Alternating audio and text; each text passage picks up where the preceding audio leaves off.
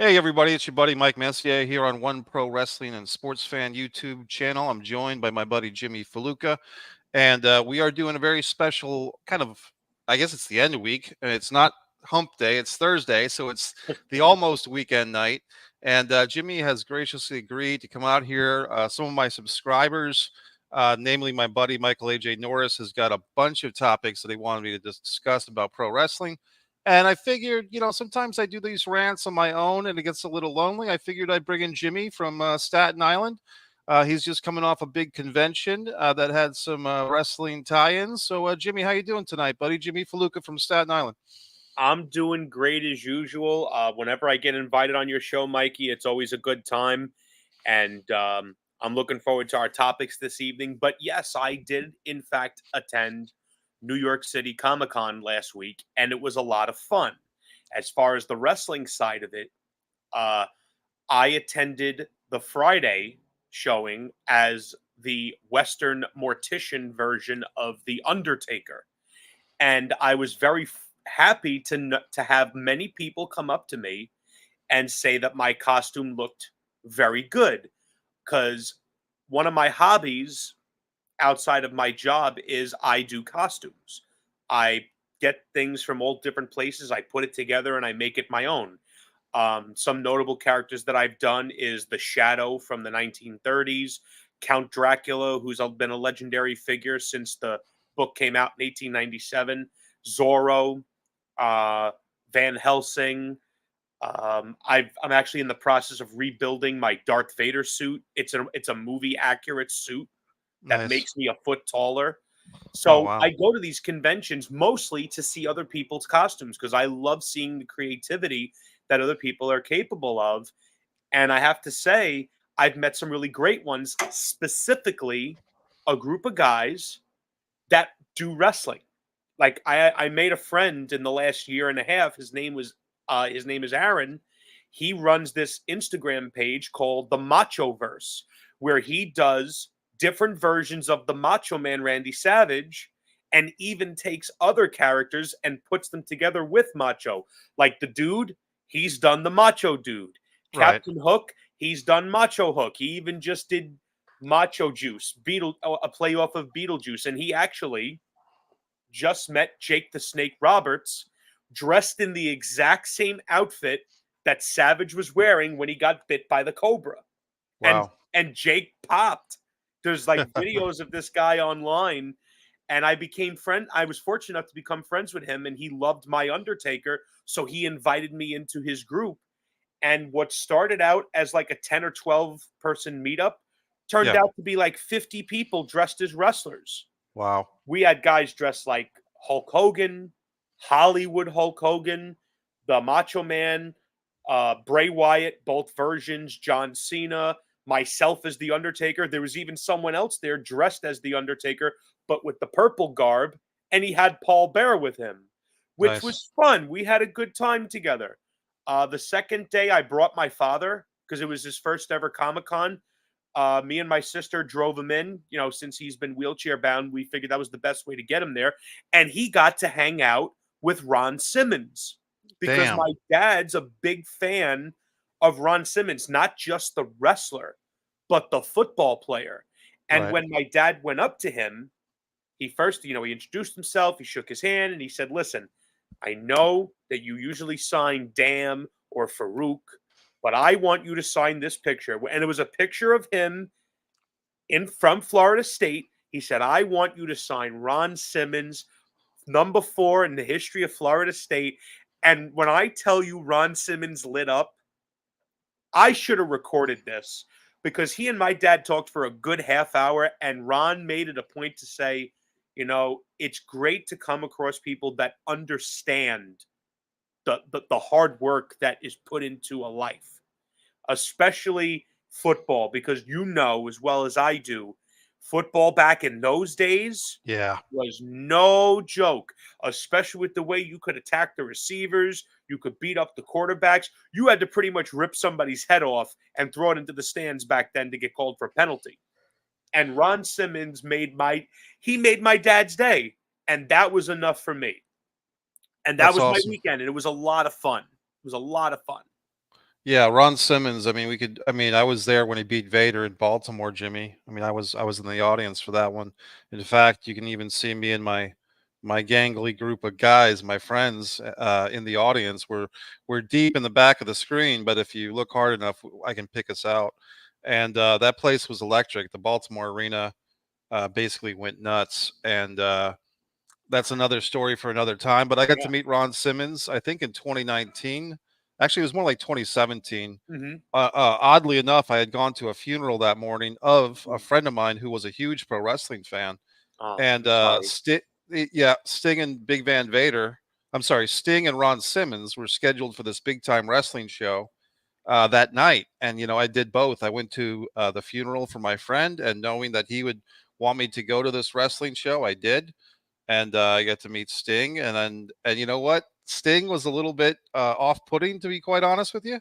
I Mm. actually had some original photographs of Sting versus Great Muta at the '89 Bash that I took, and I thought Sting would kind of pop for it. Like, hey, I mean, this guy was actually in the audience when I fought the Great Muta for the first time, and Mm. the Bash pay-per-view '89. I'm surprised. I don't usually hear that about Sting, but hey, Yes, listen, it happens, I suppose. he no sold me, and I was a little bit upset about it. And then I'm walking out because Sting had like this whole cloaked off room. You know what I mean? Like you had to wait in this huge big line for Sting.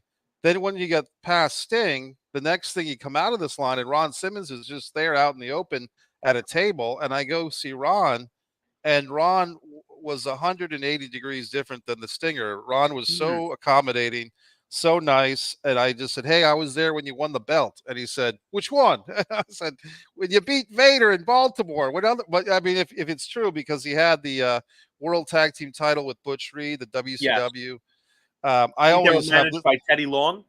no. Well, nope. When they won the title, they were managed by woman, I believe. Well, wait a minute. Really? Maybe Oh, no. that's right. They You're were. I think you're right. No, I think you're right. I think they were managed by Teddy Long when they won the title. They were managed by Woman before they had the title. Yes, they had her at one point, and then I believe at one point Teddy took over. I think it was after this. Ironically, from our last show, after the skyscrapers were done. Yes, and you know what? It's interesting. My fault, because I actually have been crediting Woman as being the manager of Tag Team Champions, but I don't think she was, because I think Teddy was, not Woman. So Hmm. even a wrestling enthusiast, a guy with a memory like mine, people have told me that I have a Hey, memory for for years I wrestling. thought that Scott Norton was the berserker, so even I have messed up, my man. Yeah, Don't feel too bad about it. Scott Norton wrestled the Berserker when they were both in the AWA, because Mm. that was a young Scott Norton, a young Leon White. Vader was in the AWA, and the Berserker John Nord was in the AWA. He was kind of doing this lumberjack gimmick, I and so he crossed Scott's paths with pretty Scott big in Norton. Japan, if I'm not mistaken, right? Yes, Scott Norton was huge in Japan, bigger than he ever was as far as fame wise in the US. I believe Scott Norton has written a book that I have not read yet. I did Mm. read not Ms. Mox's book. I listened to the audio version of Mox's book last weekend, and I really enjoyed it, quite Mm. honestly. Which I'm not the biggest fan of the modern day wrestlers, but Mox, I feel like, kind of has an old soul of wrestling. He does. You can tell that he's one of those guys that actually, for lack of a better phrase, gives a damn about Yeah, his craft. And what I like about Moxley, and then we'll get to the topics at hand. One of the things I respect most about Moxley is that he has enough self-respect for himself that he will take himself out of a situation before things get ugly and do what is right for him and for his character, because he understands when he's being devalued and when he's being underappreciated. And allegedly he was told by Vince McMahon himself that they didn't appreciate him much. And I got to tell you, that to me was glaringly obvious when he was there. right. And there were times, if I'm remembering correctly, that guy was one of, if not the most popular guy they had for about a year or two. He wrestled more matches than anybody else without injury. He did anything they asked him to do, whether he liked it or not. Like, he would fight when he thought something was bad, as any professional who takes pride in their craft would. But at the end of the day, you sign my checks, I'll do what you want, even if I think it's stupid. He really was a true professional, and I think I feel very comfortable in saying that outside of guys like MJF, he is the backbone of AEW, and he's their go-to guy when something goes wrong, whether it's a CM Punk problem or an MJF contract problem, or there's a problem with the Elite. Moxley is reliable, and he will give all of himself to the business. And I'm happy. I want to raise my glass and say I'm happy that he's healthy. I'm happy that he's happy, and all the success in the world to Moxley, as far as I'm concerned. And him and his lovely wife Renee, Yes, or I and his believe they, daughter. yeah, I believe they've had their child. And at the Yes, time of this book, I believe Renee had just become pregnant. And it's an interesting book. I'll do a full report on it on here at some point. that's an Um, episode I look forward to because I've skimmed through the book and it's good. Yeah, and the audio version is fun too because I give him credit. He read it himself. So our buddy here, Michael AJ Norris, he's always giving me good topics to discuss. So I just looked this up as you were speaking, Jimmy, and it Okay. looks like Grayson Waller, who I have seen a bit of NXT. He is a guy with a good mouth for wrestling. Mhm. He's the He had a good Australian feud guy. with LA Knight in NXT, if I'm not mistaken. Yeah, and Good feud with them. he's got the Australian thing going too, right? Mhm. So he's the way that I understand Grayson Waller's character, he's kind of the Australian Logan Paul, if that makes any sense. Okay. Like he's always online, he's always doing social media stuff. He's so apparently he insulted the Swifties, the Taylor Swift fans, and then when the Swifties came out to give him a hard time, Grayson did not step back. He did what a heel does, and he did a very condescending apology, and I'll read it here. It's on social media somewhere. This is Grayson Waller's quote, according to WrestlingInc.com. This is Grayson Waller, quote, "I'm sorry that you define yourself by another woman and her accomplishments. It's kind of sad, to be honest. Now I've got all these swamp donkeys in my DMs saying mean things, saying I'm a 0 out of 10. Leave the roast to the professionals. Go back to trading friendship bracelets like a bunch of 4-year-olds." And apparently, what started all this was he called Taylor Swift a 6. And he said that Travis Kelce, he made fun of Travis Kelce for dating a quote 6 quote like Taylor Swift. So here's the thing, Jimmy, and it's just one of those things where if you live long enough, you see culture change. It used to not be a big thing, and maybe it should have been for people to judge other people by their appearance, and I guess sometimes women, but sometimes men too. And I mean, there was a whole movie called Ted with Bo Derek, right? Mm. And judging women by their looks on a scale of 1 to 10 was always a thing. But to be honest, that was a thing for women judging men as well, and people judging other people of their same gender. But now that is more offensive. Either people have become more sensitive or people are less tolerant of objectifying people. And I'd say both. So, but I the would certainly agree with that. And I also feel, listen, there's a time and a place. There's certainly, there's certainly a time to call out stuff like that. But then there comes a time where things are taken too far. Like, could you imagine if guys like George Carlin and Don Rickles were around these days? yeah, They'd be hung on the 9 o'clock news. yeah. That to me is where you need to understand, okay, this is a comedian who does things. Obviously, Grayson Waller is a heel. He's trying to get heat. Obviously, he knows Taylor Swift has a giant following. So clearly, what he's doing is he's trying to get heat for himself. And isn't that the mission statement of any good heel? And I guess you could say it's working because if the Swifties come out and they give them a hard time, Yeah, then mission accomplished. Because he got what now, he wanted. right, and now these people that never heard of the guy before know who he is. Let's get to Michael's next point here. Mikey, why did Ric Flair sign with AEW? Better not be Sting's last match. He was terrible in I his don't think last that's bout. happening. I don't think he's going to be there to have Sting's last match, but I have a sneaky suspicion he will cost him his last match. That's interesting. Like Flair will cost Sting the win. Because Any who did Flair have his final WCW and TNA matches with? his final Nitro matches with Sting on the last Nitro. The final Well, T so was it I against? think his last TNA match wasn't with Sting. I'm asking you. I can't remember. I Oh, that's remember. right. First, he had the match with Foley, then it was Sting, and then after the whole Immortal thing, Flair was done with them. Okay. So I believe that Flair is there to teach Sting his final lesson. You should have never trusted me.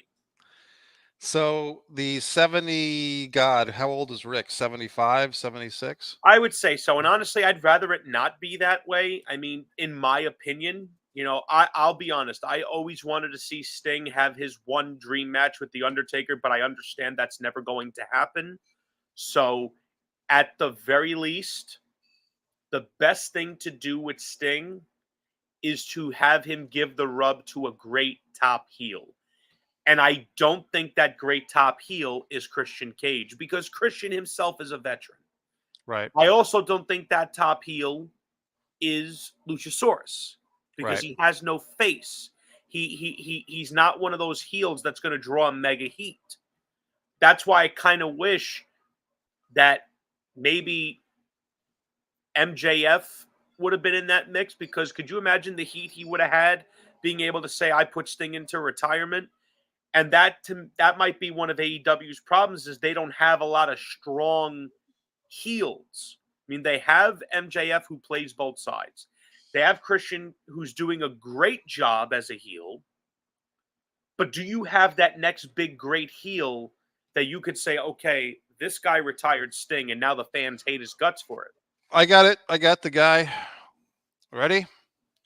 Ricky Starks. Oh, I like that idea. Ricky Starks, like buddy. that idea. Yeah. Ricky Starks is interesting because at the beginning of the year, or maybe late last year, he had this big promo thing with MJF when MJF was the heel, and Ricky was kind of the baby face. But Ricky he's like kind of a guy that can go back and forth between heel and baby face. He can play it either way. But it seems like Ricky, somewhere in that CM Punk feud, it seemed like Punk started as the heel. Ricky was the baby face, sort of, and then they switched, and then Punk was gone, and Ricky Starks ended up feuding with Brian. He ended up having the match with Bryan Danielson, which wasn't a bad match. Oh, it was a great match, the strap match. And so it seems like Ricky is now a fully established heel. MJF is too popular to be a heel. They could switch him back, but to be honest, Jimmy, I think they got to keep MJF a baby face for another year or two. He's too good. He's their strongest baby face right now. Right. And I didn't think that was possible. See, this is one of those situations where I'm happy to say I was wrong. I never thought MJF would be able to be a good babyface. He proved me wrong, and I'm loving what he's doing. And think about this. This ties into our modern subjects. Sure. The current AEW title picture is loaded. MJF is in programs, storylines with Wardlow, Adam Cole, Switchblade Jay White, Samoa Joe, The Guns, Kenny Omega, all at the same time. Right. That is insane. It reminds me of 97 when Shawn Michaels came out of the Royal Rumble when he won the belt from Sid. He had Sid wanting a rematch. He had Austin, who won the Rumble. Brett, who was still pissed about last year. And then you had guys like Vader and The Undertaker who wanted to be the champion. Everyone was gunning for the champion. And to me, what that does, it elevates the profile of said champion, and it elevates the importance of being the champion, because it's the thing that everyone wants. Not worrying about being the face of the brand or who's on the cover of a video game or a poster. No, it's about being the heavyweight champion and being recognized as the very best in the business, like Harley Race used to do, like Ric Flair used to do. I love it. And, I didn't take the time before last night to really think about it, But I sat back and I said, look at all these guys gunning for MJF. That's such a good thing. And I, I'm loving it. I'm loving it. Well, here's my suggestion to Tony Khan or whoever's listening to AEW. Jimmy just laid it out. You have all the ingredients there. So let's not have Mr. MJF as your world champion opening a pay-per-view in a 2-on-1 handicap match for the ROH tag team titles. No. Let's have his partner is legitimately hurt. Adam Cole legitimately is going to be on the shelf. If they insist on having all these ROH belts, which I think is the wrong idea anyway, but if they're going to have them, let's vacate those titles, allow those titles to go to another deserving tag team because they have plenty of great tag teams in AEW and ROH. And let's put MJF at the main event level. Now, I understand last time at that pay-per-view in Seattle, they wanted to have Darby and Christian because that set up Edge. So I'm okay with that. And I guess it makes sense. You put your champion MJF far away from that so you don't have the MJF match going on right before those guys. But I feel, Jimmy, to be honest with you, Christian Cage is doing such a great job as a heel right now. I kind of feel like he's the AEW #1 champion. I know he's the All Atlantic or Intergalactic champion or whatever it is. TNT champion. What's it called? The TNT champion? Nah, yeah, you're right. He is the TNT champion. Or is it Orange Cassidy or Orange lost it to Mox, and then Mox lost it to Ray Phoenix, right? The other title, that international title. The international title. And then Orange got it back. Okay, so now Orange has it. So here's my problem with that, buddy. I can't even keep up with it. It reminds me, everything old is new again. Back in my Jim Crockett Jr., young Mikey days, you had the Mid-Atlantic title. You had Dusty Rhodes and Buddy Landel, the national title. You had the World TV title. You had the world title, U.S. title. It was obnoxious. And because we were such big Jim Crockett Jr., Jim Crockett Promotions fans, we kind of overlooked that. But when the NWA took over the Georgia Championship Wrestling, they inherited all these titles: the Georgia title, the national tag team title that Ole and Arn had together. It was really difficult. And then you had that another 7 years later when the NWA and WCW were playing back and forth. It was an oversaturation of championships, which then, if everybody's a champion, it makes being the champion not as special. Right. It's the other thing with wrestling. If you have 5 giants in the room, you have no giants. If you have 5 wrestlers, if you have the Great Khali and the Big Show and another 7-foot tall guy, kind of like WWE does now, who's the giant Omos, and then you have other giants floating around. It's like, this is too much. But anyway, let's get on to other topics. But I'm happy to say that I think creatively, I'm happy with AEW. It's not perfect. It's never perfect. No such thing as perfect. But I could tell you this: their positives far outweigh their negatives. Yeah, I think so too, Jimmy. And I think for me, I mostly tune in for the big shows. For the AEW, I go to the movie theater. I watch the pay-per-views on a big movie theater screen. I have a great time. Luckily, AMC theaters, Cinemark theaters, and it's really a lot of fun. If I were to try and keep up with every Dynamite, Rampage and Collision, I'd probably go nuts. I do feel they have too many shows. For considering how long they're on the air, they should not have 3 shows. 2 at most. But, if I had my way, it would just be 1 show. Maybe I'm in the minority, but I feel that the more shows you pile on, the more you're exhausting your creative juices because you have to shell out so much in just 1 week. Because if you remember, Raw was really hot from 97 all the way up to about 2001, 2002. That's when the Triple H Reign of Terror kicked in and SmackDown kind of took over as the fun show. Right. But back then, Raw was an hour, was about 2 hours, and SmackDown was an hour. So, and SmackDown didn't start till 99. Right. So from 97 to 99, they only had to worry about Raw. And guess what? Every week you were glued to your TV sets, especially once 1997 hit, because you had a stacked roster. You had great storylines. and you only had to worry about 2 hours of programming. And I worry for AEW's long-term health that having 3 shows is a bit much. I think it's a big ask, not only of your audience, but of your creative. That's just me. I think I agree. It's 2 shows too many. It's back when the first year of Dynamite is, even when they went into the pandemic era, AEW Dynamite was something to look forward to, especially when the pandemic started, because it It was one of the absolutely was. one I of the didn't miss few a things show. live. I didn't miss a show. Now, much like yourself, I feel overwhelmed. Yeah. And I'm a hardened fan, and when I feel overwhelmed, I tend to tune out, and that's unfortunately what I've done for a lot of these weekly shows. Let's check out Michael AJ Norris has another opinion here, another topic. Mikey, CM Punk versus WWE and Impact Wrestling. I feel WWE more than Impact because they are not well established as they were under Jeff Jarrett or Dixie Carter. It's okay. It's an okay show. He's talking about Impact Wrestling. Get by.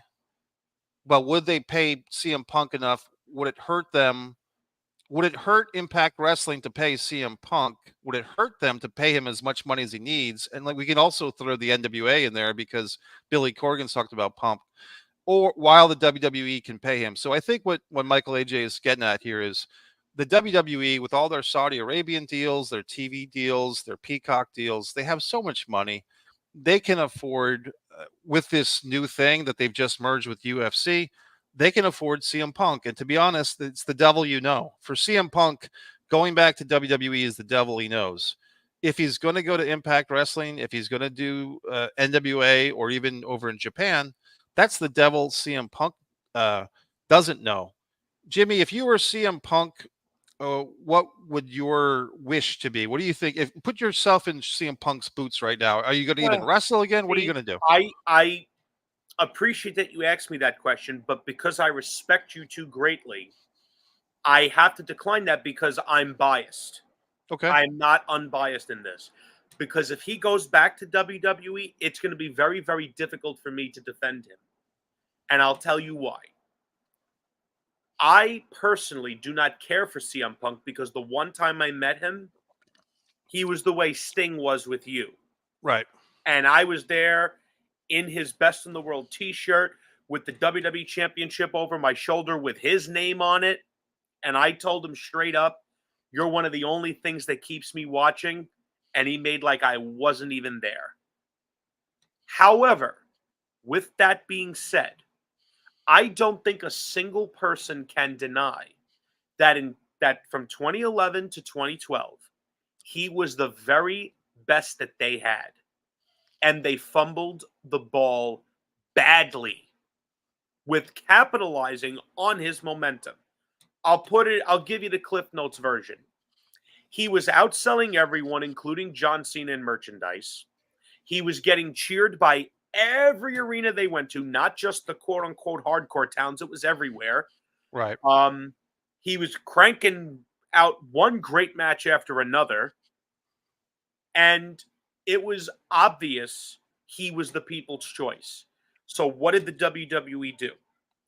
He wins the belt from John Cena, thanks to the interference of Johnny Ace and Vince by mistake, because they always had to protect John Cena. They were very, very insecure when it came to him. Yeah. He comes back 8 days later after he said he's going to leave. The guy goes from having all the leverage and all the logic in the world to having absolutely no leverage and no logic.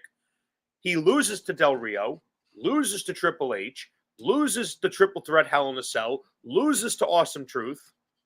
They sapped all of his momentum.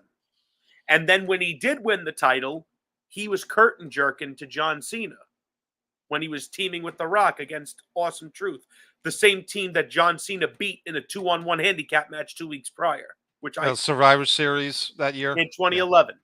I went to that show specifically for Punk, Right. specifically for him to see him win that belt. And then Punk spent the majority of his title reign playing second fiddle to anything John was involved in, whether it was Kane in an ambulance match with nothing at stake, a match with Johnny Ace, which with nothing at stake, matches with the Big Show, matches with Brock Lesnar, the Rock match, I guess I can forgive because it's The Rock. But at the same time, Punk was your champion, nowhere near the main event. And then when he has this big babyface DVD that gets released, which outsells the rise and fall of ECW, which to me is a pretty Yeah. striking statistic, Yes. they turn him heel on the 1000th episode of Raw when nobody was booing him. So essentially, you cut your nose to spite your face because you wanted to do Rock versus Cena 2, because you Right. wanted The Rock to put him over. You screwed Punk's babyface momentum. Now the merch sales are gone. You portrayed him as an absolute unlikable jerk. Now the cheers are gone. What did that do for him? And then on top of that, he lost both matches to The Rock, lost to The Undertaker, lost to Brock Lesnar, lost to Triple H. I can understand why he walked away. Because number one, you fed me to all the big names. You never allowed me to main event WrestleMania when I was more than worthy. You stopped me from being the number one babyface in the company. And then on top of that, you kept giving me one shit assignment after another, whether that's working with Ryback, whether that's putting over old guys that were done. So if he goes back, to me, that's like someone who got abused going back to their abuser. And it Can would I? be very Yeah. difficult for me to defend him going forward. And that's Let, my take on it. let As me. much as I personally don't care for him, Right. I have to acknowledge he could have been much bigger than what he was. All the pieces were there, except one: the support of the company. Well, that brings me to a term, and you spoke the case very well. The term that I use for that, Jimmy, is buried him alive. And the first time I used that term, I cut a video somewhere around February of 2019. It's somewhere on this channel, and I was talking about Becky Becky Lynch. Lynch. I remember you telling me about this. Yes, Becky Lynch was buried alive when she's going into WrestleMania. First of all, we all know it should have been Becky versus Ronda one on One on one. one. There was They no reason for Charlotte to be involved. That was except that just to get she's that was just to get the company hand chosen favorite as in the first women's main event, which served no purpose. If anything, it made the match more sloppy, right. and it took away from what people actually wanted to see. And what's funny is that WWE conducted a poll on their page, on their website. What do you want to see at WrestleMania? Becky versus Ronda, Charlotte versus Ronda, or a triple threat? Becky versus Ronda won in a landslide. A triple threat was a distant second, and Ronda versus Charlotte got like 2% of the vote. I remember that specifically because I was saying, why are we including this woman? Just because Vince likes her? To me, it doesn't make sense. I'll say this: what I think their thinking was. Not that I necessarily agree with it, but I'll say why I think what their thinking was is that Charlotte could captain the match. I think it was more like they didn't trust Ronda fully to pull off a one-on-one main event because she was so green in wrestling. Even though she was a champion, she was still pretty green. I think they wanted someone that they thought was battle tested in a main event scenario. They thought Charlotte, if Ronda, and maybe Jimmy, it's also a little bit of insurance. Say one of the three women suffered a legitimate injury before the WrestleMania main event. They still wanted to have a women's main event. So if you book three women and one of them gets hurt or gets pregnant or something happens to her, you've still got two women, right? So I don't necessarily fault the triangle setup or the three-way setup. What I do fault is the leg injury that they wrote into the storyline arc leading up to uh, WrestleMania. And I think I've said this before, when Becky submitted to Asuka at the Royal Rumble, she submitted. Your number one baby face submits. That's never a good idea. And I'm a They big want Oscar fan, but even I looked at that finish like, what? right. She submits to Asuka, but then she goes into the main event at WrestleMania. So my point is, that's what I call burying someone alive, where the WWE has this wonderful knack, and it's ever since Vince felt he was personally scorned by Hulk Hogan going to WCW in Macho 1994, Man, Brett. Right. Austin walking out, Rock going to Hollywood, Brock Lesnar picking up and leaving. Now he wants to make sure no one is bigger than the brand. You got it. So they do It's what they called do now. sabotage, is what it It's is. yeah, It's sabotage. yeah, and it's a control freak issue, and I think that lesson has carried over into Triple H or whoever. Anyway, trying Well, to they're think what about our to have that with LA Knight. yeah. Let's but okay, so let me go into some of these other things, and my friend David John Reynolds has chimed in, but I want to talk about other CM Punk options. Um, the NWA, and this brings another big thing. The National Wrestling Alliance, as owned by Billy Corgan, has apparently signed a deal with CW Network to have a weekly wrestling show. Yes, I congratulations. love it. More options is better for the wrestlers, and it's better for the audience. And I went to the NWA pay-per-view in February of 2023. It was enough said. It was a fun show. I do feel like their biggest problem has retired, and that is Tyrus. No offense to Tyrus. I actually read his book too. I respect Tyrus, but I don't think he's a great wrestler at his age. He's not very mobile. Anyway, he's retired. He's done. And they have a very good champion now, I think, in EC3, EC3. he's young, he's in shape. He has legacy with Impact Wrestling. He's another guy like Mox who was misused by the WWE. In fact, It was Mox and EC, embarrassing how bad they did him. yeah, Like, oof. Mox and EC3 actually had some matches on with Mox's way out, and the point is, I think the NWA a weekly show is going to be really nice for them. And but guess what? Now we've got Impact Wrestling changing their name back to TNA Wrestling, what they first started. So Jimmy, what's going on with all these changes? What's What are going your on thoughts is on some of that these things? we are getting more options, and hopefully TNA will be able to rub off the stench of what they've had for years. I mean, I was done with him. I was done with TNA when Jeff Hardy showed up to that match with Sting high as a kite. Because in my mind, I say if you're going to allow a wrestler to go out there and they're clearly in no condition to perform, he very easily could have injured Sting in that state of mind. And Sting is my second favorite wrestler of all time, right behind The Undertaker. That to me was embarrassing. Right. And once Hogan and Bischoff went there, I knew they were there just to get a quick payday. They drained Dixie Carter dry. And honestly, Dixie really, I'm not the biggest Jeff Jarrett fan, but he had a better idea of how TNA needed to be run than Dixie Carter did, because Dixie Carter, I felt, put a little too much, and I'm not trying to knock the guy, but I felt that she put a little too much stock in Vince Russo and Okay. not enough stock in guys like Dutch Mantel, Jim Cornette, Bruce Pritchard. When Vince is not there to be the leech behind them, they have good wrestling minds. Like, I'll give you an example. The program with Gail Kim and Awesome Kong, that was all Dutch Mantel. The program between Kurt Angle and Samoa Joe, which drew TNA's biggest pay-per-view, that was Dutch Mantel.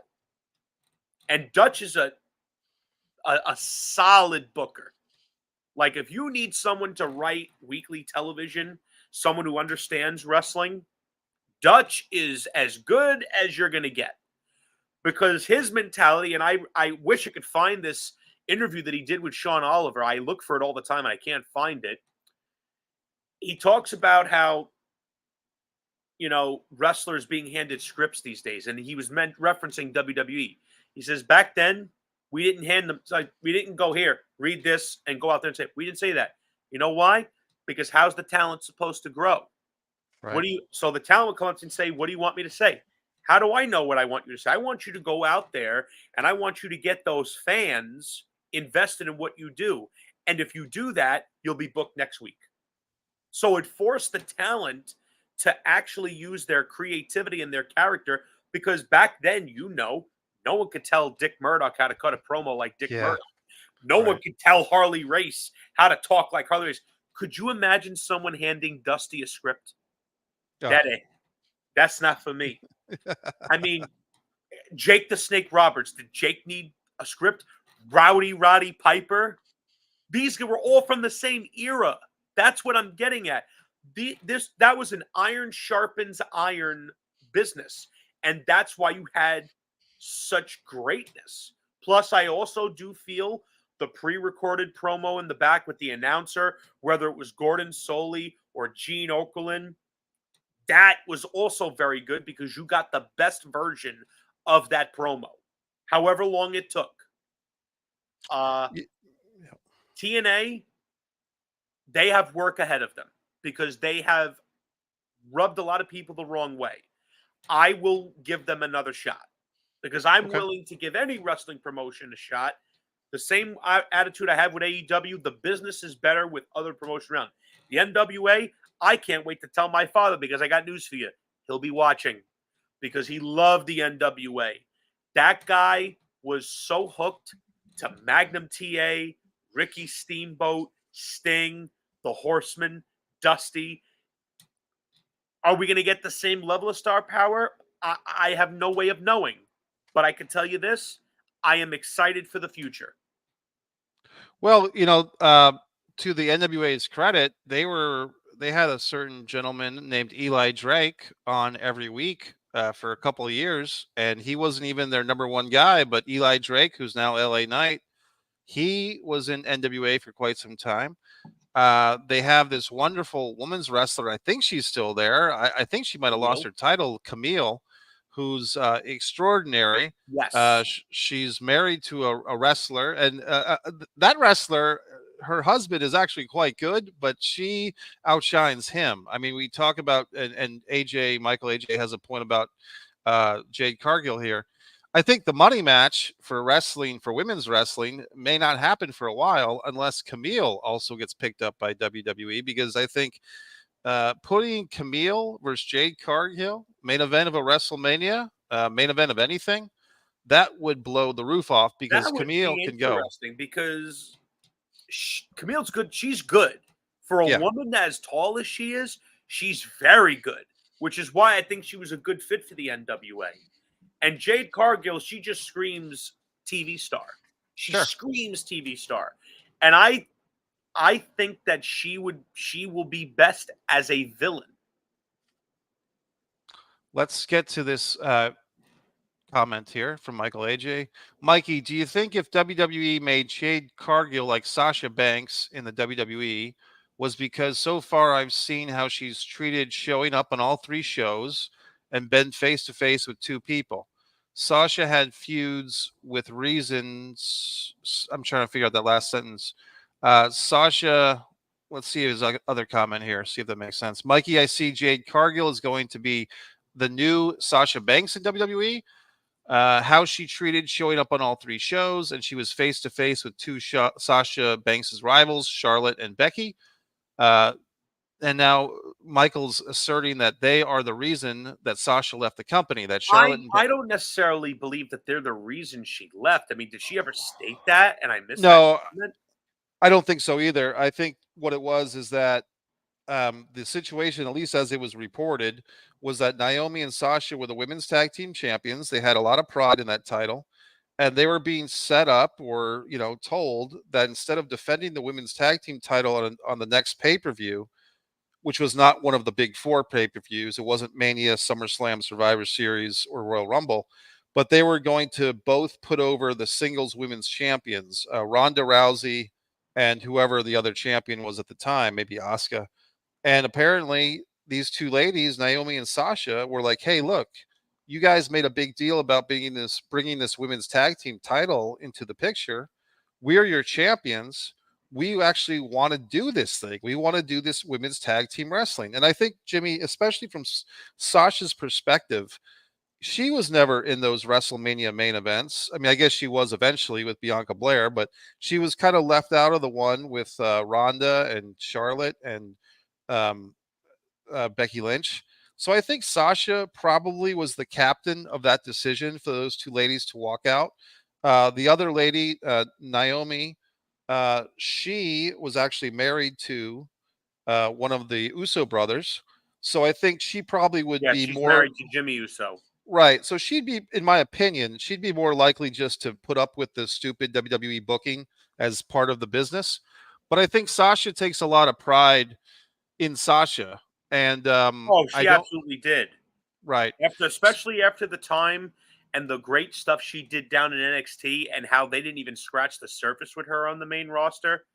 There was a lot of inconsistencies with with Sasha, you know, and maybe some of that's on her because she would be a heel, she'd be the champion, and then we'd hear about the little girl's dream. But you're a heel; you're not supposed to try to inspire. You're supposed to get people to hate you. Now you're talking about the dream you had when you were a little girl. See, here's the thing, Jimmy, and I'll be honest. I was not the biggest NXT watcher during that time. I probably should have been because it seems like, I was yeah, all huge. the, yeah, my friend Moro Canepa was always telling me how much I was missing out on. But my point is, I feel like Sasha Banks. This is what I remember, Jimmy, as someone that wasn't even watching NXT in this 2016, 2017, 2018 time. The fans on Raw are chanting, "We want Sasha, we want Sasha." And this is about 2 months before Sasha Banks is even called up to the main roster. I had never seen that before. I don't think I've seen it since, Jimmy. I Mhm. don't think I've seen fans that are sitting there watching other matches that are chanting for a woman that's not being promoted. She's not being teased for the main roster. She's an NXT, probably the champion or the number one contender, doing this stuff with Bailey. The fans are telling this is what I hate about WWE, buddy. One of the many things. They Okay. always make this statement that we listen to our fans. The fans will tell us what they want. Yet when the fans tell you what they want, they often don't They listen. magically become tone deaf. They are just deaf. Period. Let me try to get into this question here from our buddy here. Is Jade Cargill the replacement Sasha Banks? I think that's what Michael AJ is getting at. Is she just kind of being okay? We have this gaping hole where Banks, and here's the similarity. I mean, as obvious as it is, maybe not politically correct, but I think this is what AJ is getting at. Your big star, who happens to be a black female, African American female, Sasha has left, so she's not there. And is this Jade Cargill who's also black? Because is that the reason why AJ is thinking that's the replacement? I would make the argument here. I think if anyone has replaced Sasha in that spot, it would be Bianca Belair, and Bianca even beat, And Bianca just is coming off having a very long title run. right. And I guess She was I'm treated saying that far better than Sasha was. I think Jade and Sasha are different. I mean, sure they're both Absolutely. African American female black heels, but I think that so many differences, the physique, and here's where I think Sasha Banks is actually a better baby face, believe it or not, Jimmy. She's actually so goddamn good in the ring that I think the fans have a hard time Ye- booing her. Yeah, because she's like you just said, she's very, very good at what she does. She's Right. almost too good. Well, it's like she's a diamond amongst the rough. She's not in the rough; she's amongst the rough. And, and no offense, but I think Natalia is a charisma killer. The best stuff that Natalia's been doing is the semi porn stuff with her sister or whatever. There's so many women, but I'm telling you, Jimmy, I want to get to this too. I'm going to back NXT shows this weekend, tomorrow night, Saturday night. I've booked a hotel for the weekend. I'll be in the Orlando area. They have two shows, like an hour and a half from each other. So I'm going to go to both shows. And when I go to these NXT shows in Florida, Jimmy, it's the women are about half the matches, first of all. And the women are so over, especially with the Mhm. kids, especially. And there's a lot of little girls that come to these wrestling shows. That wasn't the case when I was a kid because they want to see their superheroes and they love these Mhm. NXT women. There is a very big bond between these young girls, and I'm not talking teenagers, I'm talking preteens. Okay. They love these NXT women. They look up to them. The wrestlers, the WWE NXT wrestlers, are very good with signing autographs and shaking hands and all that stuff. So it is a very good family environment. And it's kind of like the Taylor Swift phenomenon. Like when I went to the concert movie, Jimmy, and the girls in the audience are standing up and singing all the lyrics, and they're screaming at the screen. So there is this, I guess, audience that maybe hasn't been tapped into as much, and things like WWE with their women wrestlers and Taylor Swift, they're tapping into this young female audience. Okay. Let's take on this. I think we're going to wrap up with the Brian Pillman discussion, but let's take on this thing. Edge going to AEW was a mistake. He should retire. It feels like the audience who are loyal AEW fans are not fans of his being Edge, and fans he have there are WWE fans. NXT best AEW in rating, and Edge was fighting and failed Tony. Didn't like it, got social with it. So I think what he's referencing is, He's not a uh, fan of Edge's move to AEW.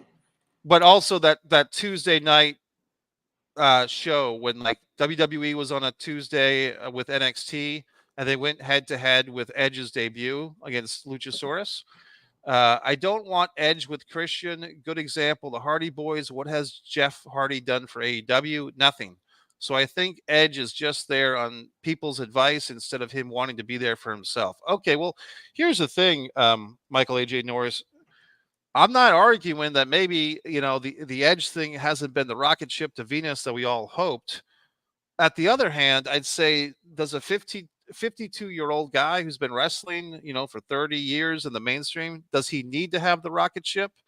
Does No, he Edge does or not. right? So I mean, I think Adam Copeland, um, he doesn't need to be the number one guy. He doesn't No, he need does to. not. Right. I would say this though, in Michael AJ's corner for his opinion, I did see that match with Luchasaurus. I was actually surprised at the amount of offense that Luchasaurus got in on Edge, and also just the match was kind of this, heel beating down the baby face for most of the match, and then Edge had the big comeback. I think maybe a more dynamic debut would have been Edge against that young punk that Christian has in his corner, that young 18-year-old wrestler, whatever Yeah. his name. Luchasaurus is not very good. No, he's not. Yeah, I mean, he's got a good look. He's good as a heater, but he's not a When good he was with wrestler. Jungle Boy, he was a better thing to watch. When it was the Jurassic Express, they were fun to watch. Yeah, Luchasaurus has what I call a choppiness to his style. And that's like you can see that he has to think about the move before he does it. And I just think he's better hidden in tag team matches, kind of like Billy Gunn, who Billy Gunn had asthma his whole life. He's better in a tag team match. Michael AJ is telling us the guy I'm thinking of is Nick Wayne, AEW's version of Dom Mysterio. I was wondering that, guys. Nick Wayne, I guess I missed the whole thing of him coming in and being like the understudy of Darby Allin. I mean, I picked it up with time, the storyline. I think the thing, Jimmy, and see if you'll go with me on this. Should Christian start dating Nick Wayne's mother? I mean, isn't that where we should be going with this stuff? I mean, I thought Christian when he was feuding with Jungle Boy, I was waiting for Christian to show up on TV one week with Jungle Boy's mom on one arm and Jungle Boy's sister on the other, and say, "Hey, Oh, good hey, Jungle Lord. Boy, I'm taking off. I'll be with the family this weekend. Jungle Boy, don't call. We'll be busy." I mean, I just feel like Jimmy. I guess some of this stuff gets me irritated because I do feel like if I was the writer for some of these companies, I would be pushing the limits of these storylines. I think Christian's doing such a great thing, but I was hoping that the mom, Nick Wayne's mom, was going to turn and join Christian and be like his love bug, because the woman is not that old. She looks like You she's mean like 42 years you old. mean like Trish, like what Trish Stratus did to Jericho back in 04? Yeah, yeah, because I mean that stuff gets heat. And tell me, did you see that? What I'm talking about, Jimmy, of that pay per view where like the Christian versus Darby Allin pay per view in Seattle, they kept making a Yes. big deal about Nick Wayne's mom. Well, she's an attractive woman. She's not that old, and she's new. She's a fresh face, and she's a MILF. So the whole idea is she's the MILF mother to this Nick Wayne wrestler who's only 18. So she's only like 40 or 42. That's still got some good years on her. And Christian taking off with the mom, that's the money storyline. You know what I mean? Christian's doing some of the best work of his career in the last few months, I have to say. I did not expect this out of him. I always knew he was great, but I did not expect that out of him. Mikey, before we get into Brian Pillman Jr., I would like to get into another modern topic, and we won't spend too much time on it, Sure. and that's LA Knight. Okay.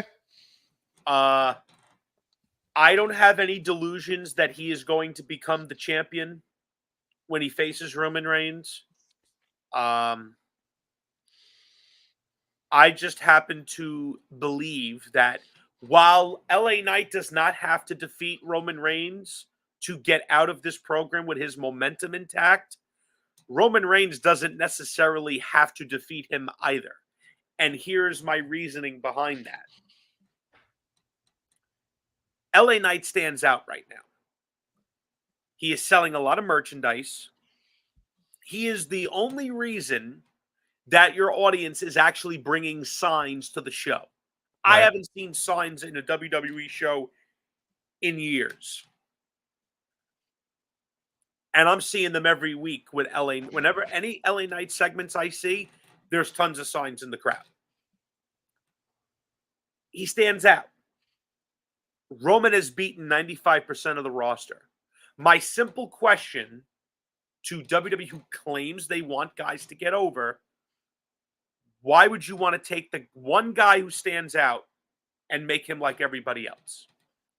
That match should go to a disqualification or count out or some non-decision to where you could always go back to it. But he should not be eating a pinfall. I wouldn't care if 10 guys interfered on Roman's behalf. At this point, Roman's been champion for 3 years. And the majority of the time, he's had people at his side to help him. At this point, if you lose to Roman Reigns because of outside interference, you're an idiot if you don't show up with backup. Because clearly he is. It can't be that all the baby faces are just that stupid, or that the only baby face in the last 15 years that had a brain was John Cena.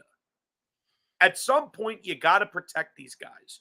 Because even if you have interference, they still look like dumbbells because they showed up with no backup to a guy who runs a crew.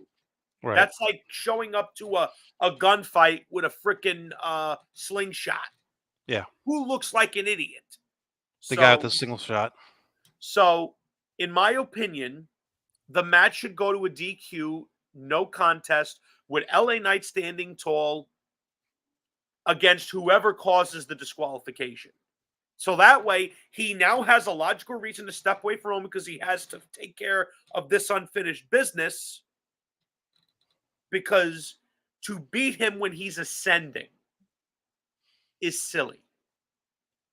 It's absolutely silly because Roman's been the champion for 3 straight years, 3 straight WrestleManias. He's walked out with the belt. This year, to me, it felt like, why did you do that to Cody? I'm in the same belief as you. Cody's not winning shit. I don't think it's happening. I think they're stringing him along and anyone else who buys into it. If he does win it, I will be perplexed. But as far as LA Knight is concerned, you protect that dude because he got over on his own. And that's the hardest thing to do in wrestling these days, to legitimately get over to where you're affecting ratings, you're affecting YouTube views, you're affecting merchandise sales. I mean, for the last 15 years, baby faces didn't need adversity. John Cena would just, hey, everybody. Roman Reigns would just Superman punch everybody. Now, all of a sudden, everyone needs adversity. I feel like the narrative keeps changing, Mikey. Maybe it's just me. Maybe I'm just a mark. No, you're not the mark, buddy. And here's a couple of things you said that I want to jump in on. You said they've got to protect this guy. One thing you didn't talk about is, where is this match? November 4th, 1 p.m. It's not your traditional evening, Saturday or Sunday pay-per-view because it's in Saudi Arabia. And what happens when they go to Saudi Arabia? especially the first couple of years. The last couple of years have actually been better shows from over there. The first couple of years was like third grade booking. Like everything was very simple. The matches over there were very quick. The main events, whether it was Braun Strowman or whoever in the main event, they've gotten better with those Saudi Arabian shows. I think like the last Saudi Arabian show that I can remember watching was actually a great pay per view or live event from over there. My feeling, Jimmy, is that I think the Saudi Arabians have more pull with WWE booking than WWE fans would care to admit. I feel like this was the place. They've had see that when those shows first started and they weren't booking women, and I was all upset about it. And Sami Zayn wasn't going to be booked over there, not because of Sammy's choice, but because of the Saudi Arabians' choice. The fans who defend the WWE were saying, well, these shows are like glorified house shows. And I said, no, they're not. Because then the next thing you know, they had Braun Strowman, I want to say, against Brock Lesnar for the vacant title when Roman had leukemia. So you've got a world title change over there, and you're saying that these shows are glorified house shows? These shows are big shows. And the Yes, reason they why they're are. big is because of the money. So that being said, Jimmy and AJ, because AJ was saying the same thing with his comment, you're not going to have a happy Saudi Arabian prince or commissioner or whatever they call the Saudi Arabian government over there. They're not paying that big money for a double count out. They're not paying that money for guy gets conked in the head with a chair where he called for a DQ, or Solo Sikoa or Jey Uso interferes and someone gets disqualified. They're paying that big money for someone to eat the pin. And I think who's eating the pin is Roman, is actually LA Knight to Roman Reigns. Now, let me say this. I think it would actually be more likely for LA Knight to win the title over there than for this match to end in some disqualification. Now, here's the exception. I don't know the answer to this. Maybe you or AJ do. Is Seth Rollins booked on that show in a title defense? Do we know that? Yes, Yay or nay? against Drew McIntyre. Well, this is what we know it's going to happen, Jimmy. If they announce that Seth and Drew are the main event for this pay-per-view, then LA Knight's in trouble because then he's probably going to eat the pin. Or there's a chance for that DQ. There's a chance for that disqualification or count out or botchy To finish. not end the show. To not end the show, right. So if you have either Drew going over, I wouldn't be surprised if they want to re-sign Drew McIntyre. A nice little carrot would be to give him the title over Which Seth. is like what they did with Ryback when they wanted to re-sign him. They gave him the IC title. Right. So if we start watching this show and if they announce the lineup, like the order of matches, and we see that Roman and LA Knight are going on first or fifth or third, then that's a different story than if they're going on last. And I think because they have, and this is another thing I hate, buddy. How can you have an undisputed WWE world champion in Roman Reigns if the And then you have WWE a world heavyweight champion? you have another world champion named Seth Rollins at the same time? Well, that seems disputed to me. It's very disputed, and it speaks to their silliness of unifying the belts to begin with. You have too many wrestlers. You have two major league shows, and you combine the belts because you want to make this one guy look like God. And Yeah.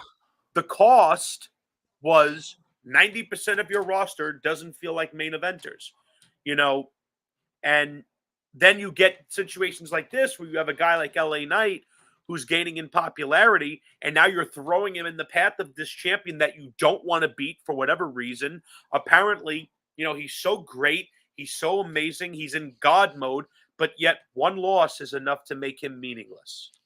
Well, I find that very ironic that something so great is apparently so fragile. I did a whole video on this, Jimmy, but I'll give you the Cliff Notes version of it because the video is somewhere on my channel, and I basically predicted Roman Reigns is going to beat Bruno's record. Now that's if you start with when Roman Reigns beat Braun Strowman and Bray Wyatt in that three-way match in 2020 during the pandemic, right? So it's that plus 7 years. So I think we're looking at Roman Reigns beating that Bruno record, and I'll tell you why. I think the WWE, namely Triple H, Vince, most especially, And they're sick of people talking about Bruno Sammartino. They're sick of people talking about Hulk Hogan and Bob Backlund. They're sick of it. So in 20 or 30 years, if they're talking about, you know, I don't know, David Flair Jr. or, Shane McMahon's son becomes a wrestler and wins some titles, or the Miz's daughter becomes a women's champion. 20, 30 years from now, they want people talking about Roman Reigns as the longest reigning champion, because that would be, the fans would be getting older and Roman Reigns would be part of their childhood as these children today or teenagers today become adults, and they want to put the Roman Reigns 7-year, 8-year reign into, that's the new measuring stick. To have Bruno from the 60s, who's by that time 30 or 40 years from now, it's 100 years away from the next generation of fans, that's not good. So in the WWE, and I've been watching WWE so closely that I know how they think. And the way that they think is, okay, look, maybe Roman Reigns isn't as big a box office as The Rock or Steve Austin in 1998, but he's reliable. Maybe we have to make a few, agreements. Like we have to compromises. We have to say he's got a part-time schedule. He's not going to be the Ric Flair Harley Race wrestle 8 times a week champion. He's going to wrestle every 90 days. Maybe he wrestles 5 times a year, but we can keep the belt on him. He's a legacy act. We can trust Roman as much as we can trust just about anybody because he's The Rock's cousin. We're all intertwined, and we can keep this belt on Roman so that when we're finally done with him, or he's done with us when he's 45 years old or whatever, and he goes off to Hollywood to be the Jason Momoa, type, we can say that Roman Reigns is the longest reigning champion, and the people in the 2030s, 2040s, 2050s, WrestleMania 60, WrestleMania 70, they're all chasing the Roman Reigns measuring stick instead He's of the their Bruno biggest pet Sammartino. project, Yeah, yeah, manufactured from day one. That is the biggest reason that I can never be a supporter of him, because he was gift wrapped success. And even when it was clear he wasn't ready, like WrestleMania 31 to me is the perfect example of it. People talk about how great the Seth Rollins cash in is. And as a wrestling fan, I ask, how is that a great cash in? Your top heel cashed in on your top baby face, and the crowd was happy about it. That's not the reaction you want. So that means that your top babyface failed at his job, because now you see a lot of these modern fans these days, Mikey, they're all guilty of it. Oh, they got a great reaction. Your heel, your villain was getting cheered. Who the hell is cheering when Thanos snaps his fingers and half of existence is gone? Who's cheering as Sonny Corleone gets shot 35 times? Who's cheering when John Wayne gets shot in the back by Bruce Dern? right. That's not the designed reaction. Now, go into another universe. Imagine Seth Rollins cashing in just as Daniel Bryan beats Brock Lesnar. How much heat does Seth Rollins have? Does he get out of that building without security helping him? No. Difference. Someone who's actually good at their job. Someone that actually does their job well. So, bottom line, Roman, for what anyone can say, whether you think he's great or not, none of us really know if he's great or not. And here's how I can say that. Who have you had booked at the same level as him? Who have they had to give you as a secondary option to see, okay, we have this and we have this? You haven't even been given that. It's just one thing. That's the only option you're given. Nobody else on that roster has been given the same level of booking. Compare him to the rest of the roster. How many WrestleMania main events did they have? 0. I don't want to hear this night 2 crap. Night 1, night 2. If night 1 and night 2 are worth the same, let me ask you this, Mikey. Simple yes or no question, because then I'm going to continue. Will Roman Reigns ever main event night 1 as the champion? No. Okay. So if they're not worth the same, then that means The WrestleMania Night one is just like the heavyweight belt. It's a consolation prize. So, you're not, who else has had anywhere near the opportunities that he's had? Whether it's having Paul Heyman as a manager to do all his talking for him, whether it is the preferential booking against big names, whether it's the main event spots. Nobody. Seth Rollins is sitting here with 0 WrestleMania main events. Dean Ambrose had 0. Bray Wyatt, God rest his soul, 0. Kevin Owens, 0. Sami Zayn, 0. Drew McIntyre had 1 in front of nobody. No fans. And I sit here and I say to myself, how is that even remotely fair?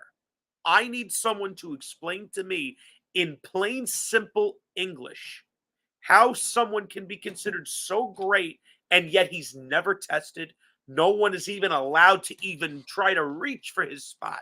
It's not like the days of Hulk Hogan or Steve Austin where the spot's dangling and it's Right. just a matter of whether you're over enough to get it. It's not that way. And that's why when I see people go out of their way to praise Roman Reigns and praise John Cena, these guys that are never tested, the spot is just theirs to keep. I sit here and I say, that's like a father cheering on his son as he hits the ball off the tee and the umpire's holding his arms as he hits it. To me, it's the same thing. Imagine cheering a pitcher that strikes out an entire team, but no one's allowed to swing the bat. Going to a car dealership because you have to buy a car, but every other car in the lot has their window shields bashed in, Right. their doors are slashed, but only one is waxed, kept shiny. That to me is Roman's run. And that to me is insulting to my intelligence. And maybe I'm just too much of a Debbie Downer. Maybe I'm reading too much into this, but I welcome anyone who watches your program. Name the legends that Seth Rollins, Drew McIntyre, Kevin Owens, and everyone else has beat compared to Roman. Compare them side by side. Mania main events, pay-per-view main events, and matches against big names. There is a noticeable gap between Roman and the rest of the roster. Was there a monumental gap between Austin and The Rock, Austin and The Undertaker, Austin and Triple H? No. Was there a monumental gap between Hulk Hogan and The Ultimate Warrior? No, they beat the same guys. Was there a monumental gap between Hulk Hogan and the Macho Man Randy Savage? No, there wasn't. The only guy that Macho didn't beat was Andre. He beat everyone else that Hogan ever beat. So the point I'm trying to make is it's not a level playing field. So anyone that goes out of the way to praise Roman, you really need to sit back and think, what is it that I'm cheering for? Granted, you like the guy, don't let me change your mind. But at the same time, understand his achievements are empty because it was given to him. Well said. And to answer one of your side questions is, was there ever a time when Roman was on the even playing field? I would actually say if you go back 4 or 5 years, there was times when Roman Reigns and his brothers in the Shield, Dean Ambrose at the time, John Moxley now, and Seth Rollins were kind of put in these scenarios where like Seth was the heel, he turned on the two of them. They had a triangle match or a three-way match on a show. Listening to Mox's audiobook, he describes a situation where I believe Seth Rollins beat Roman Reigns clean 1, 2, 3 in the middle of the ring, and then Mox cashed in the Money in the Bank and beat Seth. And the crowd, and Mox was saying they were burying him, meaning Mox or Ambrose at the time. The WWE was burying him alive for a year, but then they, out of the nowhere, they said, hey, let's give Ambrose a title run. Well, And that came because Roman failed the wellness policy. If Right. Roman doesn't fail the wellness policy, he never loses that belt to Seth. And that backs up my point, which is when given the opportunity, Dean Ambrose, our newfound John Moxley, was more popular than Roman Reigns as He babyface. absolutely was. 2015, he was Roman's boo shield. Anytime Roman was getting booed, they trotted Dean Ambrose out there. Ambrose actually spent the latter part of 2015 heading into 2016 as the top merch seller. It was his gray, black, and white hoodie. He used to wear it to the ring. And then magically, when that report came out that he was outselling everyone, magically he stopped wearing it to the ring. And then he lost Survivor Series, TLC, Royal Rumble, Elimination Chamber, WrestleMania, all in a row. And then the next time you saw him, he was talking to a potted plant with Jericho, burying alive. Yeah. I mean, yeah. And I can't imagine why when he won the belt 3 months later, he had no momentum, Mikey. I mean, how does that happen? Well, that's why my point is, and it's, if you've been watching like we've been watching WWE for more than half or 3/4 of our lives at this point. It's an addiction. I mean, I mean, look, no one criticizes WWE as much as I do, or hits hard. Guess where I'm going this week? Yeah, you're up there too. But it's criticism that is warranted. When they do great things, they deserve to be praised for it. Like what they're doing with Gunther, I applaud them. The IC title is exactly as it should be. A prestigious title sought after. Got to do the same with the US, though. And Gunther, now, did not he beat a record, which is the longest Intercontinental title reign? And he beats a record from 1987, 88 from the Honky Tonk Man. So you tell me, Jimmy, when the kids of today grow up to be adults and grandparents themselves, they're going to know who Gunther is. They're going to remember Gunther, right? But they're not going to. They absolutely will. And I actually don't have a problem with Gunther doing that. And here's why. Number one, he puts on great matches with whoever he's in there with, which is the mark of a great performer. That's number one. Number two, his promos are simple and to the point. And number three, there's no agenda here. The agenda is we're building this guy up. Eventually, someone's going to beat him for that Intercontinental title. And then the world title is going to go around his waist. And let me tell you something. We have not seen the best of Gunther yet. What he has done as IC champion, if he's given the same level of opportunity, will look like kindergarten for what he does as a heavyweight champion, because he's such a great performer. When that bell rings, it's like he transforms. And you look at his body transformation from when he was Walter in the UK to what he is now. The guy is shredded. He's in phenomenal condition. His moves look like they hurt, even though he clearly takes care of his opponents.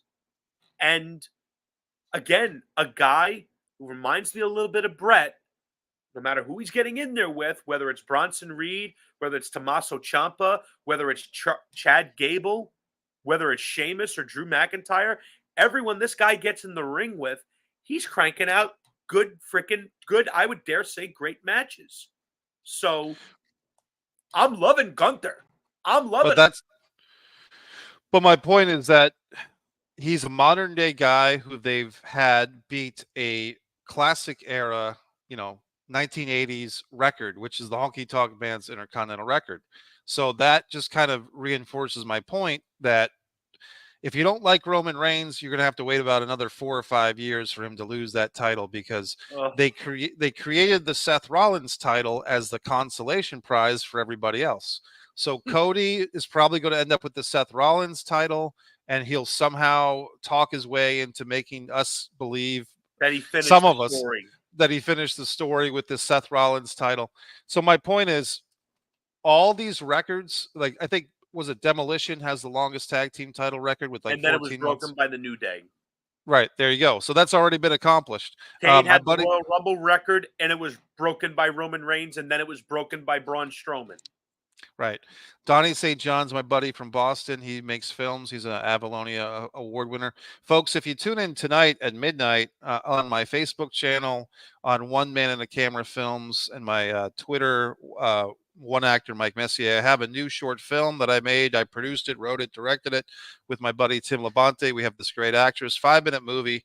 It promotes my book, A Distance from Avalon. So tune in at midnight, wherever you're watching here. Just go to my Facebook page or One Man and a Camera Films. Let's dig through this, because I know that you're a big Bray Wyatt historian, Jimmy. and it's tough. But AJ Norris respectfully says, Jimmy, he's addressing you now. Bray Wyatt died, so not going to bring back Bo Dallas, his brother, or anyone back in WWE associated with him. Was it because Bray's family's wishes that they're not bringing in Bo Dallas, or WWE moving on? I heard merch and stuff will stop. Bray Wyatt merchandise and stuff will stop, and Bray's likeness will be removed from future games. That's what AJ has heard, but we don't know if that's Well, a I fact. hope that that's not the case, because when Eddie passed away, he was still used in video games. Like, Eddie has been in every WWE game since No Mercy on the Nintendo 64, which was in the year 19, I think it was the year 2000, 2001. Right. I hope Bray's likeness is not going to be removed for two reasons. Number one, that'll be a source of income for his family. And number two, people like myself who are big gamers love to use that character. Matter of fact, I was just telling my sister that I'm hoping in future games they'll have all three versions of Bray: the cult leader, the fiend, and the last version we got to see, which was what I term it as the real Bray Wyatt. Um, I think you. Bo, I think Bo, there's a fourth one, which is the Mister Rogers. yeah, the The Funhouse one. yeah. That's the Which, fourth one. hey, listen, that could be a good downloadable content package. That, hey, here's all versions of Bray Wyatt. Go crazy. And if they really wanted to go crazy, let's go the Michael Keaton route. You want to get nuts? Let's get nuts. Have all the Wyatts, because that family, that faction, had more mileage in it. And we talked about that during the Bray tribute, which I was very proud to be on. Yes. As far as Bo Dallas, it's very difficult to continue the Uncle Howdy stuff without Bray, because it was centered around him. So I could understand both the family and the WWE not wanting to continue that, because Uncle Howdy was basically there to bring the real monster out of Bray. Now there's no monster to bring out. What reason does Uncle Howdy have to be there? He was Yeah. Bray's Uncle Howdy. What is he going to become? Everyone's Uncle Howdy? It doesn't make sense. So, Right. unfortunately, one of the many negatives that came with the passing of Bray, obviously most importantly being the loss of the human being himself, is the fact that the stories that he had now go untold. So it's unfortunate, but there is nothing else for the Uncle Howdy character to do. And unfortunately, I feel that Bo Dallas, number one, due to his stature, due to the years of bad booking, even though when he was in NXT, he was a very good top heel, it's going to be very difficult for him to go down that Rey Mysterio route of winning in his honor, because even though Rey was smaller, he was a credible enough person that you could believe he could be a top champion somewhere.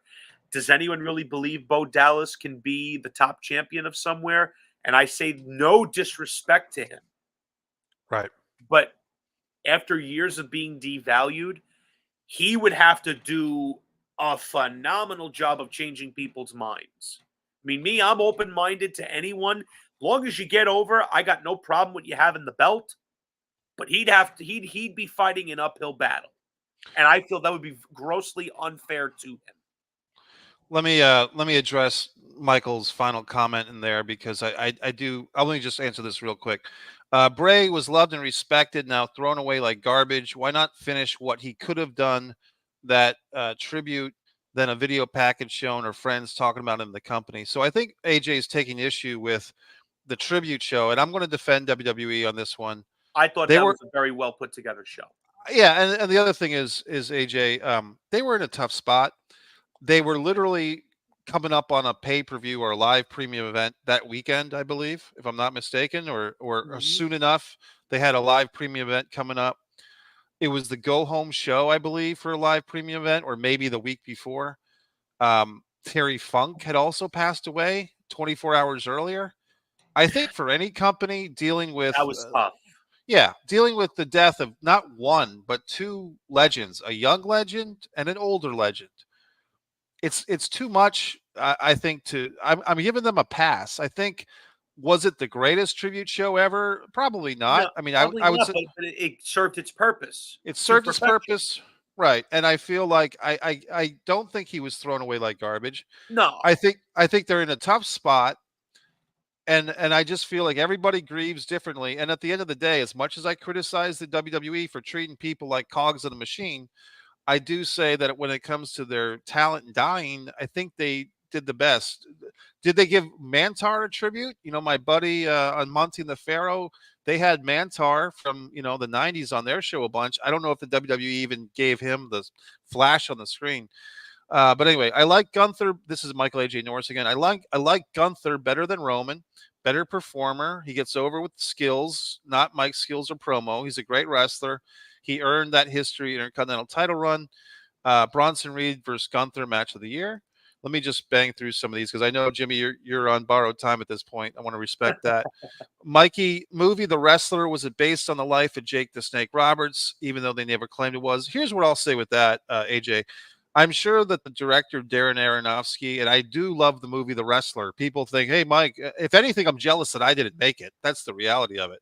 But Jake Roberts, you could say Randy Savage. I thought a lot of Mickey Rourke's character, Robbie the Ram. I felt a lot of Randy Savage, even the top rope thing. I felt Randy Savage. I felt Jake the Snake. I felt a lot of guys. And I think, like a lot of things, you take a little bit from this character, a little bit from that. But yeah, a lot from Jake. But I don't think the whole thing was Jake. Hey, did CM Punk come here on time? I think this is our buddy who was kind of getting us. Yeah, the guy that was doing the CM Punk thing last time. Fair enough.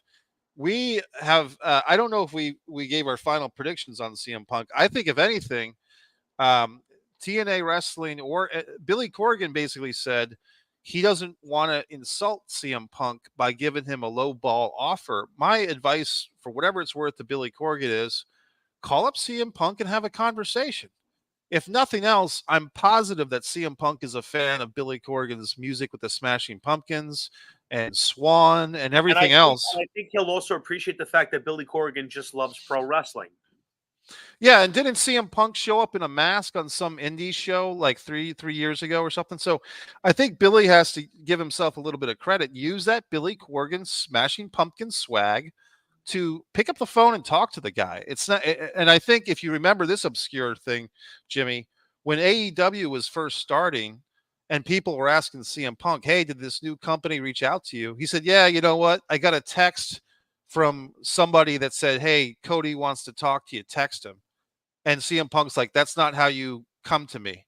Pick up the phone and call me like a man. And I think CM Punk was genuinely felt that he was disregarded by AEW at the very beginning in the 2019 AEW. Mhm. And if Cody Rhodes had picked up the phone and called the guy or said, hey, Cody doesn't have your number, through the wrestling circles, CM Punk, Cody would like to speak to you. Can he have your number? Will you call him? What can he do to I'm talk sure to he you? would have said yes, no problem. Right. So I think these people, if the real answer is to Mr. Billy Corgan, hey, Billy, if you just don't want CM Punk coming in and putting Ricky Morton's son in a front face lock, then why don't you just say it? You know what I mean? Um, I also wanted to address that. You talked about the NWA, and I'm happy that your dad's going to be looking forward to that new show on CW. They really don't have a whole lot of guys left over they're just not alive or they're out of the business. But one of the guys that they could do, I was thinking about this the other day. They could have Ricky Morton with his son in the ring, Ricky Morton in the corner, his son wrestling, and then you have Arn Anderson with his son in the ring. So you Mm, had okay. Arn's son against Ricky's son. You could do that because Remember Arn's the son. remember the Express and the Horseman? Oof. Yeah, I do. Jimmy, I'm pretty old, buddy. I was there to see Arn Anderson and Tully Blanchard wrestle the Rock and Roll Express October 13th, 1987 in the Baltimore Arena in a title rematch. And Tully and Arn went over. Ronnie Garvin versus Ric Flair in the main event, 2 out of 3 falls. Rugged Ronnie, Gar- Ronnie Garvin. Ronnie was the champion. I saw Ronnie's last NWA World Title successful defense in Baltimore before he lost it at Starrcade 87. Mikey, are we going to see the Undertaker show? If you do, tell us what it is. Well, we already did the tribute show. If that's what you mean, me and Jimmy, we did a big, long, like 2-hour tribute show. And so that's here on the channel. Yeah, okay. So now we got CM Yeah, Punk. yeah, it's all right. the 21 Chief. I do appreciate you watching. And I do appreciate if CM Punk is out there. So here's my thought on the CM Punk thing, and then we'll do the Pillman and we'll call it a night. CM Punk, I think he's waiting for somebody to pick up the phone and make him an offer. And here's what you do, guys: Billy Corgan or Impact Wrestling. You don't have the money to pay him up front. Give him points. Give him an ownership of the company. Give him a merchandising deal. Give him a something. Billy Corgan, give him a record deal. You know what I mean? Do something to make him. Give his wife a job. You know, like his wife, who I think is great, make her a commentator for Impact Wrestling or NWA Wrestling. There's always a way to figure this stuff out. And I think, and to be quite honest, I don't think CM Punk has many other options besides wrestling. I don't think he's a natural born actor. I think he could do some acting, but he's not great. And I think he's still got some mileage in wrestling. It just has to be a good deal. Mhm. And then let's finish up with the Billy Brian Pillman thing, Jimmy. If you got it in you, buddy. I saw the Lexus King stuff. Did you what you saw so far of Lexus King, the former Brian Pillman Jr. in NXT? What are your thoughts on that so far? What I like the most about it is that he looked comfortable in his own skin. He looked like he was totally bought into the character that he's portraying. It didn't look like he had any trepidation. Maybe he's just a very good performer. But what I liked was that he looked like he was totally bought into what he's doing. Whether it was that cool entrance with the throne, and then his performance obviously is very good. He's a natural. And like I said, I like that he looks totally bought into what he's doing. Well, I will say this: I was not the opening promo of him on NXT with the remote control and stuff. I wasn't feeling it as much as I was the actual match. The Halloween Havoc Night 1 match, I made a point of watching it. Pillman Jr. was really good in that match. I think they could have brought him in with the Brian Pillman Jr. name and then have him drop the name. I think it just comes down to WWE wants that IP. They want that intellectual property of this Lexus King name. They want that for themselves. They want to establish that. I do like that, unlike Michael McGillicuddy, who was Kurt Henning's son with that ridiculous name, or Bo Dallas not establishing that he's Mike Rotundo's son and Blackjack Mulligan's grandson and Barry Windham's nephew, just like Bray. That with Pillman Jr., at least they're saying Lexus King equals Brian Pillman Jr., and now we go from there.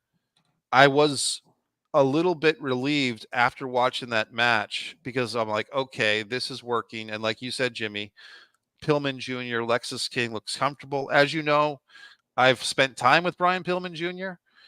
We met for coffee. We had lunch. He's a really nice guy. I think that naturally he's a baby face. I think this story could be told with him as a baby face going back and forth with heel. But this is what they're doing. And I'm excited to see what happens. And hopefully, when I go to this Friday night NXT show, Saturday NXT show, I'm hoping that Pillman Jr. as Lexus King is there, and I'll be able to take photographs with my phone, and I'll make some nice video clip packages for everybody. So everyone on this channel, look for the shorts this weekend. I'll be going to 2 NXT shows. I'll have plenty of photographs. They don't let you take videos. What I do is I take the still photos and I make these little collage videos with the still photos. Jimmy, I think we're good. Seeing those. Thanks, brother. And Jimmy, I know we're wrapping up 5 minutes after we said we were going to start. So hopefully this helps you out with the. It helped big time, brother. Thank you. Good. Yeah, no, thank you, man. I do appreciate you doing this, and we'll do this again maybe in about a week and a half or so. We'll figure it out. To me. Well, Michael AJ Norris, thanks for checking in. CM Punk 21 Chief, my couple other buddies, David John Reynolds. He chimed in that he never used to like Christian as a heel until he came to AEW. His heel run is epic right now. Just kind of agreeing with us. Michael AJ Norris agreed with us. He liked him better in TNA Impact. Well, he was very good there. He was very good in TNA. Yeah, I think he's doing better now, but I mean, it's all subjective. It's the same guy, you know. So, but the point is, he did good in TNA, and he's doing good now. So, mazel tov to him. Any final words you want to say, Jimmy, before we wrap it up? Yes. Thank you guys for having me, and I'm looking forward to the next episode. This is always a lot of fun for me. And the best part is, Mikey and I don't need much preparing. This is what we're talking about. Let's get going. Jimmy, great job, buddy. I'll see you next time. Thanks everyone for watching. Subscribe. Watch here at midnight for the new short film, Many Keys, The Heartbreak Monologue. Thanks everybody. Good night. Good night.